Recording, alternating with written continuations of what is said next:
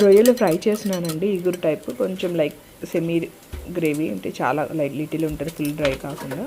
First అయితే ప్యాన్లో oil వేసుకొని దాంట్లో ఉల్లిపాయలు, పచ్చిమిరపకాయలు, కరివేపాకు వేసుకొని కొంచెం వేయించుకున్నాను. కొంచెం ఎర్రబడ్డాక అల్లం వెల్లుల్లి పేస్ట్ చేశాను అనమాట.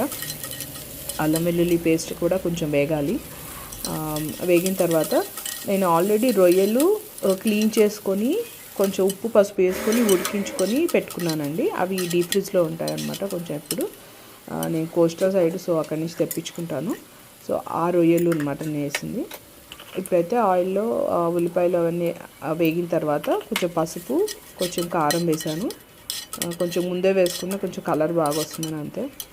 సో ఇవి ఏంటంటే కారం వేసుకున్న తర్వాత మాడకుండా లైట్గా కొంచెం వాటర్ పోసుకుంటే బెటర్.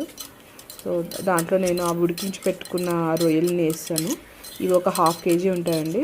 1/2 కేజీ రొయ్యల పప్పు అంటే కేజీ రొయ్యలు తీసుకోవాలి. అంతా క్లీన్ చేసినాక మనకు 1/2 కేజీ అలా వస్తుంది అనమాట ఆల్మోస్ట్. సో అది ఆ రొయ్యలు వేసుకున్నాను. అదంతా ఫ్రై చేసుకోవాలి మంచిగా.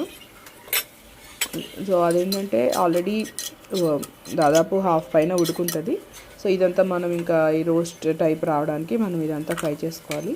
దాంట్లో కొంచెం నేను కొబ్బరి పొడి వేసాను, దాని తర్వాత ధనియాల పొడి వేసాను. సో అది కూడా మనం బాగా కలుపుకొని అది కూడా మనకి బాగా ఫ్రై అవ్వాలి.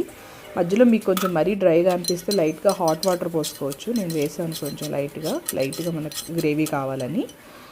అలా మీకు గ్రేవీ అవసరం లేదు, జస్ట్ డ్రై అయితే అలానే ఉంచేసుకోవచ్చు. ఫైనల్గా లాస్ట్లో కొంచెం గరం మసాలా లైట్గా ఒక చిన్న చిటికెడండి అది వేసాను. ఉప్పు కారం సరి చూసుకొని ఫ్రై చేసుకొని దించుకోవడమే.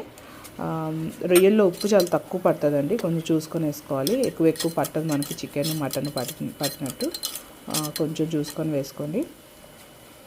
సో ఫైనల్ అవుట్పుట్ ఇలా ఉంటుంది అన్నమాట.